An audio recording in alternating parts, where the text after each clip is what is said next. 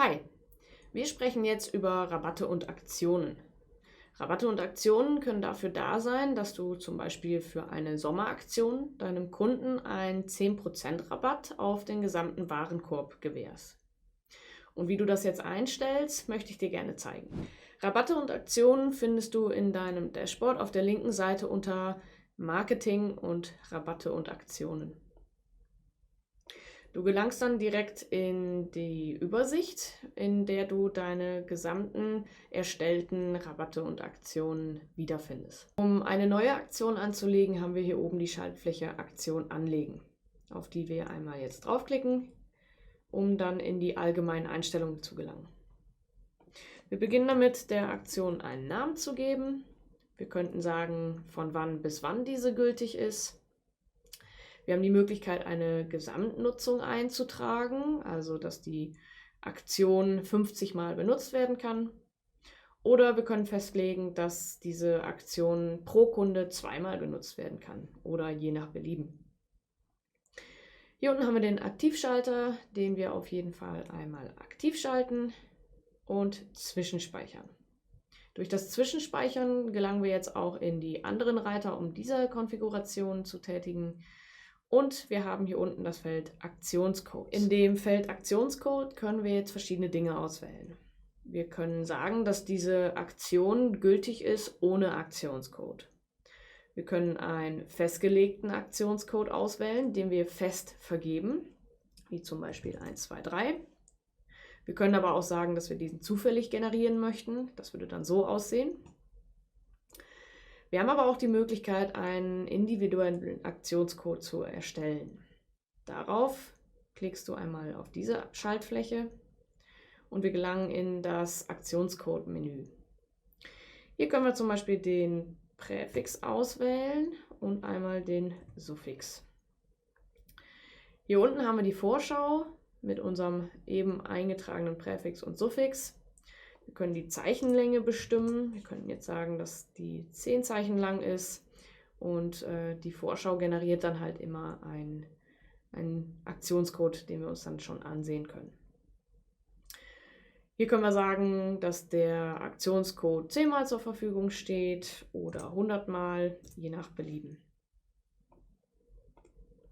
In unserem Fall nehmen wir jetzt aber einen festgelegten Aktionscode und sagen, dass dieser 1, 2, 3 heißen soll. Nachdem wir nun wieder zwischengespeichert haben, können wir in den nächsten Reiter Bedingungen gehen. Hier haben wir die Voraussetzungen und die regelbasierten Bedingungen, die wir konfigurieren können. Zunächst einmal wählen wir unseren Verkaufskanal aus und könnten dann hier sagen, dass diese Aktion nicht kombinierbar mit einer entsprechenden anderen Aktion ist. Tragen wir hier nichts ein, ist diese Aktion immer mit anderen Aktionen gültig. Hier unten haben wir nun die regelbasierten Bedingungen. Wir können also jetzt für diese Aktion eine Kundenregel, eine Warenkorbregel oder eine Bestellungsregel hinzufügen. Möchten wir also zum Beispiel, dass diese Aktion nur gültig ist für Warenkörbe mit bis zu 5 Artikeln, könnten wir diese Regel nun direkt von hier aus erstellen oder eine voreingestellte Regel aus dem Rule Builder nehmen. Das gleiche gilt dann auch für die Kundenregeln oder die Bestellungsregeln. Hier können wir auch noch sagen, dass die Aktion auf Produktsets anzuwenden ist und dann die dementsprechende Setgruppe hinzufügen. Kommen wir nun zum letzten Reiter Rabatte. Um einen neuen Rabatt hinzuzufügen, klicken wir auf diese Schaltfläche und gelangen somit in die Konfigurationsoberfläche. Hier können wir nun bestimmen, ob der Rabatt auf den Warenkorb, auf die Versandkosten, das gesamte Set oder die Setgruppe anzuwenden ist.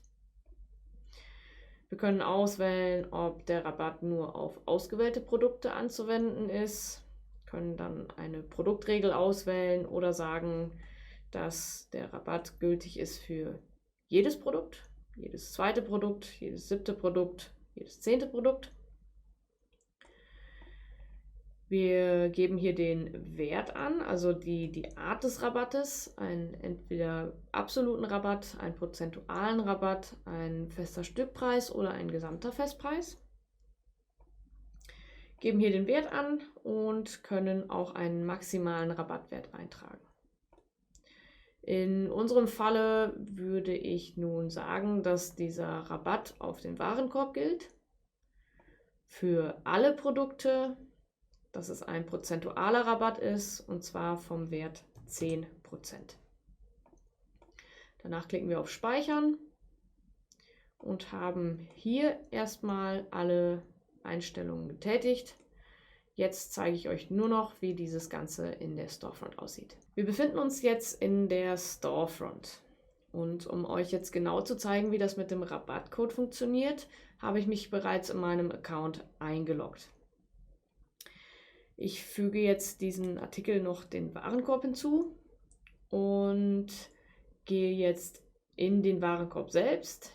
Oder ich habe die Möglichkeit, den Rabattcode bereits im kleinen Warenkorb einzugeben. Ich lasse mir mal den Warenkorb in der großen Übersicht anzeigen und gebe nun hier unseren Rabattcode ein. Wenn ich jetzt nun auf das Häkchen hier klicke, kann ich genau sehen, dass unser Rabattcode von 10% direkt hier im Warenkorb auch schon abgezogen wird. Nun kann ich also weiter zur Kasse und meine Bestellung tätigen.